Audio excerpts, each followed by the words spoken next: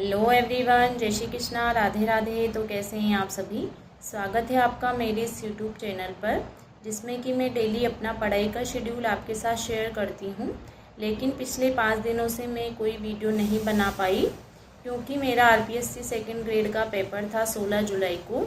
तो उसके चक्कर में मुझे घर जाना पड़ा, इसलिए मेरी पढ़ाई नहीं हो पाई। लेकिन आज से ही मैंने वापस से अपनी पढ़ाई स्टार्ट की है। तो चलिए मैं बताती हूँ आज मैंने क्या नया सीखा। तो हिंदी में जो मैंने आज टॉपिक पढ़ा वो है उच्चारण स्थान और हिंदी शब्दकोश। जनरल पेपर के लिए ये दोनों ही टॉपिक बहुत इम्पोर्टेंट है, क्योंकि इन दोनों टॉपिक से मिला के 3 से 4 क्वेश्चन कवर होते हैं। हिंदी शब्दकोश तो काफ़ी इम्पोर्टेंट है और उच्चारण स्थान के भी 1 से 2 क्वेश्चन हर पेपर में पूछे गए हैं। तो मैथ्स में मेरा कैलकुलस वाला पार्ट जो है वो चल रहा था, उसमें मैंने लिमिट टॉपिक जो है वो ख़त्म कर लिया है। उसके बाद नेक्स्ट टॉपिक जो आज मैंने पढ़ा वो है कंटिन्यूटी। तो चलिए देखते हैं इसमें क्या इम्पोर्टेंट है। तो कंटिन्यूटी जैसा कि नाम से ही समझ आ रहा है कि कंटिन्यू मतलब लगातार। तो अगर कोई जो ग्राफ है वो लगातार जा रहा है बिना टूटे, मतलब बिना पेन उठाए, अगर हम उसका किसी फंक्शन का ग्राफ खींच सकते हैं तो वो जो फंक्शन होगा वो कंटिन्यूस होगा। अब मैथ्स में इसकी क्या डेफिनेशन है कि कोई फंक्शन एफ ऑफ एक्स किसी बिंदु x = a पर कंटिन्यूस कहलाता है यदि और केवल यदि उसकी left hand limit, right hand limit और फंक्शन का मान तीनों वैल्यू कैसी होनी चाहिए, इक्वल होनी चाहिए। अगर तीनों में से एक भी बराबर नहीं है या कोई वैल्यू इन्फिनिटी आ जाती है तो फंक्शन कहलाएगा डिसकंटिन्यूअस। अब कुछ है टाइप ऑफ डिसकंटिन्यूअस की, अलग अलग प्रकार की डिसकंटिन्यूअस होती है। पहला है रिमूवेबल। इसमें क्या होता है कि left hand limit, right hand limit और फंक्शन तीनों एग्जिस्ट करते हैं, लेकिन ये दोनों इक्वल होंगे और फंक्शन का मान इनके इक्वल नहीं होगा। लेकिन इसे चेंज किया जा सकता है कंटिन्यूअस फंक्शन में, अगर आप उस फंक्शन की वैल्यू को चेंज कर दो तो। उसके बाद सेकंड है फर्स्ट काइंड ऑफ डिसकंटिन्यूटी। इसमें लेफ्ट हैंड लिमिट और राइट हैंड लिमिट एग्जिस्ट करती है लेकिन वो इक्वल नहीं होती है। उसके बाद है सेकंड काइंड ऑफ डिसकंटिन्यूटी। इसमें लेफ्ट हैंड लिमिट या राइट हैंड लिमिट दोनों में से कोई एक या फिर दोनों ही अस्तित्व में नहीं होती है। जैसे दोनों अस्तित्व में नहीं हो उसको सेकंड काइंड बोलते हैं, और उसमें से किसी एक का अस्तित्व हो तो उसे मिक्स्ड भी बोला जाता है। उसके बाद है ऑस्किलेटरी, मतलब दोलनीय। इसमें कोई भी जो मान होता है वो निश्चित नहीं होता है लेफ्ट हैंड लिमिट और राइट हैंड लिमिट का। उसके बाद एक और है इन्फिनिटी डिसकंटिन्यूटी। इसमें एलएचएल या आरएचएल दोनों में से किसी एक की वैल्यू जो है वो इन्फिनिटी आ जाएगी। तो ये टाइप ऑफ डिसकंटिन्यूटी थी। अब उसके बाद कौन से फंक्शन जो होंगे वो एवरीवेयर कंटिन्यूस होंगे। जैसे हैं जो हमें चेक भी नहीं करना होता वो डायरेक्ट कंटिन्यूस होते हैं। जैसे पोलिनोमियल्स फंक्शन है, ये हमेशा कंटिन्यूस होंगे। एक्सपोनेंशियल फंक्शन जो e की पावर x वाले हैं। साइन और कोसाइन फंक्शन, इनका ग्राफ भी देखा होगा, लगातार चलता है। तो साइन और कोस जो है वो कहाँ होंगे, पूरे रियल नंबर पे कंटिन्यूस होंगे। इसके अलावा मॉड्यूलस फंक्शन है, ये भी क्या होगा, हमेशा कंटिन्यूस होगा। ऐसा इस टाइप का ग्राफ होता है मॉड्यूलस फंक्शन का। उसके बाद कुछ इंपॉर्टेंट थ्योरम्स है कि यदि एफ ऑफ एक्स और जी ऑफ एक्स दो फंक्शन हैं और वो किसी पॉइंट पर कंटिन्यूस है तो उनका प्लस और माइनस अगर अपन करें तो वो भी कंटिन्यूस होगा। उनका डॉट प्रोडक्ट करें, मतलब डॉट करें तो भी वो कंटिन्यूस होगा। अगर दोनों का डिवाइड करें तो वो भी कंटिन्यूस होगा। और उनका कंपोजिट फंक्शन जैसे f of g of x निकालते हैं तो वह भी क्या होगा, कंटिन्यूस होगा। तो इस चैप्टर में इंपॉर्टेंट यही था। अब क्वेश्चन देखते हैं। तो जैसा कि क्वेश्चन है f = kx² x <= 2 पर और x > 2 पर इसकी वैल्यू दे रखी है 3 फंक्शन की, और ये कंटिन्यूस बोल रखा है 8x = 2 पर। तो अपन को find the value of k की वैल्यू फाइंड करनी है।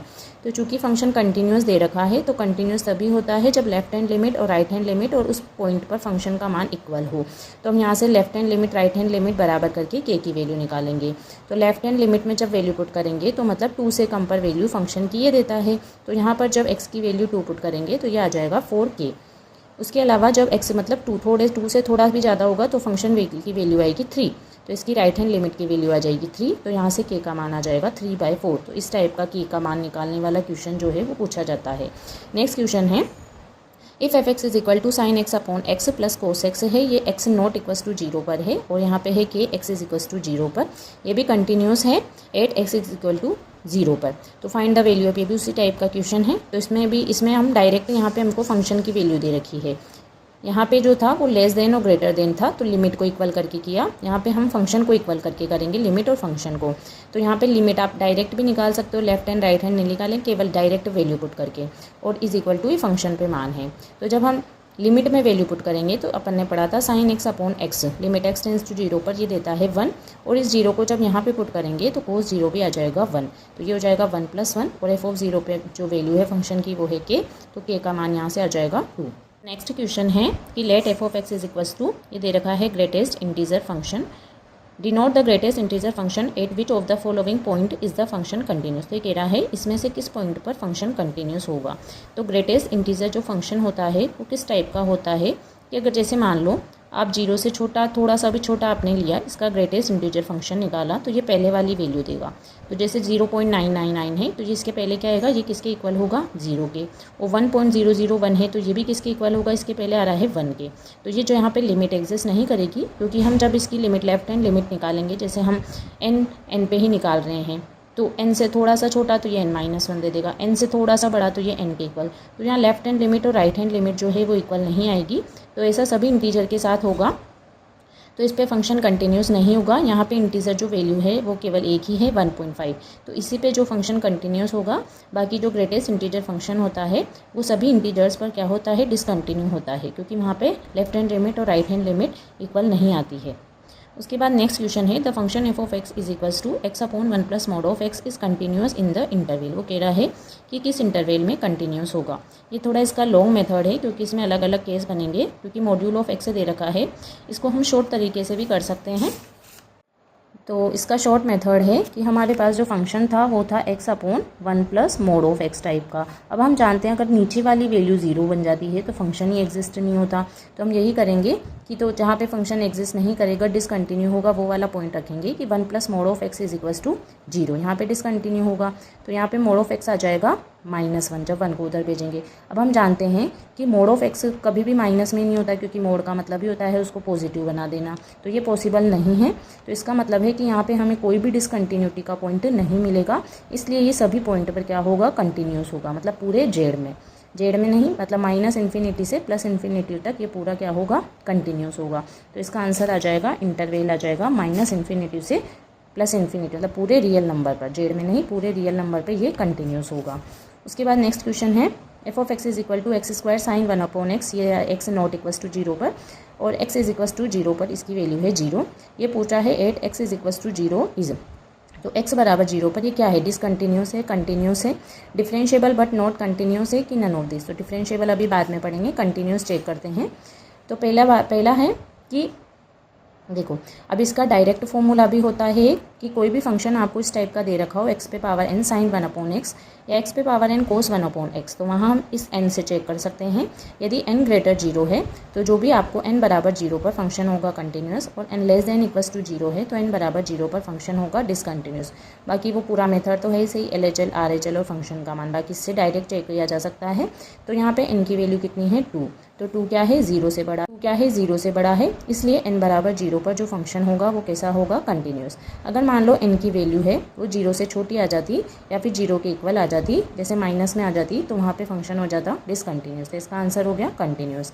नेक्स्ट क्वेश्चन है the number of points of discontinuity of the function f of x, ये वही है greatest integer function in the open interval 1 to 4। तो 1 से ये ओपन इंटरवल बना दिया हुआ है, तो इसमें किस पॉइंट पर जो फंक्शन है वो क्या होगा, डिसकंटिन्यूड होगा। अब ये देखते हैं, ये हमेशा हर इंटीजर पे टूटा है। अभी हमने देखा कि इंटीजर पे तो ये डिसकंटिन्यू होता है, तो यहाँ पे जो 2 पॉइंट मिल रहे हैं हमको, ओपन इंटरवल है तो 1 और 4 को तो अपन को इसमें शामिल ही नहीं करना, और इसके अलावा किस पे डिसकंटिन्यू होंगे इसके बीच में, और कौन से पॉइंट, तो ये 4 ही पॉइंट है 1 2 3 4, जिसमें 1 और 4 को तो लेना ही नहीं है क्योंकि ओपन इंटरवल है। तो इसके अलावा बचे 2 और 3, तो वहाँ पे क्या होगा, फंक्शन डिसकंटिन्यू होगा। तो ये पूछा है नंबर ऑफ पॉइंट्स, तो 2 पॉइंट्स हो गए, तो इसका आंसर हो जाएगा 2। इसका जो ग्राफ है वो इस प्रकार का होता है ग्रेटेस्ट इंटीजर फंक्शन का। नेक्स्ट क्वेश्चन है f of x is equals to mod of x -3 और mod of x -5 is discontinue at how many points. ये भी वैसा ही क्वेश्चन है कि कितने पॉइंट्स पर ये डिसकंटिन्यूड होगा। तो देखो यहाँ पे हम जानते हैं कि जो मॉड्यूलस फंक्शन होता है वो ऑलवेज कंटिन्यूस होते हैं, और फिर उनका 2 फंक्शन अलग अलग हो, फिर उनका अगर सम करें, चाहे ऐड करें, सम करें, चाहे सब्ट्रैक्ट करें, चाहे उसका मल्टीप्लाई करें, चाहे उसका डिवाइड करें, वो कंटिन्यूस ही होगा। तो दोनों फंक्शन कंटिन्यूस दिए हुए हैं, तो इनका जो सम है वो भी कंटिन्यूस होगा। तो इसलिए कोई एक पॉइंट नहीं, हाउ मेनी पॉइंट्स, कितनों पर ये तो कौन से पॉइंट पर ये डिसकंटिन्यू होगा, तो ये तो किसी भी पॉइंट पे डिसकंटिन्यू होता है, तो इसका आंसर हो जाएगा नाउवेयर, मतलब कोई भी 0 पॉइंट होगा जिस पे डिसकंटिन्यू होगा। बाकी मॉड्यूलस फंक्शन जो है वो सभी पॉइंट्स पर कंटिन्यूस होते हैं। तो आज मैं केवल इतना ही पढ़ पाई। मिलते हैं कल एक नए टॉपिक के साथ। जय श्री कृष्णा, राधे राधे।